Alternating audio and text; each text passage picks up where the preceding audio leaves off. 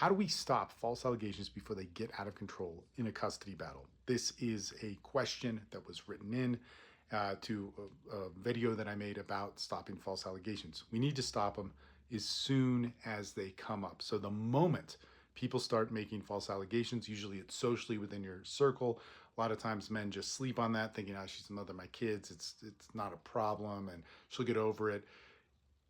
This isn't going to be a normal process for you. You need to stop it immediately. You need to stop it legally. And there's a lot of men, for good reason, who say don't trust the legal system because it screws them.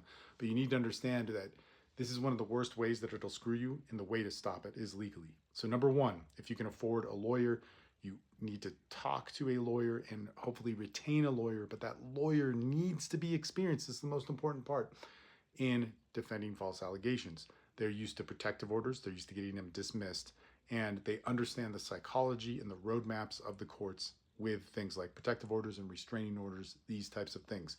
The further any sort of claim goes in the court, the more impossible it is to argue, the more expensive it gets, and the consequences get higher. Now, there's other things that we want to do before the courts, before we ever set foot in the courtroom. These would be things like depositions, interrogatories, and building up evidence that is arguable and in the language of the courts. So depositions, interrogatories, discovery. We need to get all of those things in the right order and in the right way.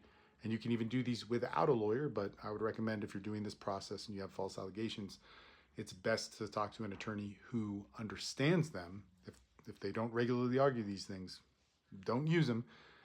Because if we can get these things done before in the right way, we can build up enough evidence to discredit it, ensure dismissal of it, and make it harder and harder for them to show up in court.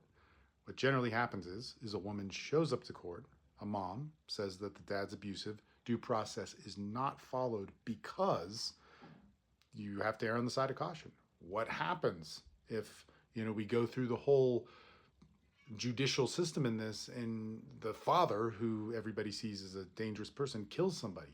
So judges err on the side of caution. I disagree with it. It's horrible.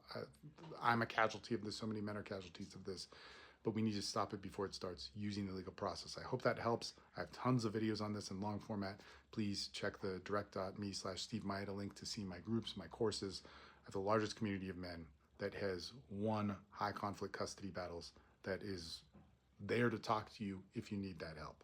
All right, talk to you soon.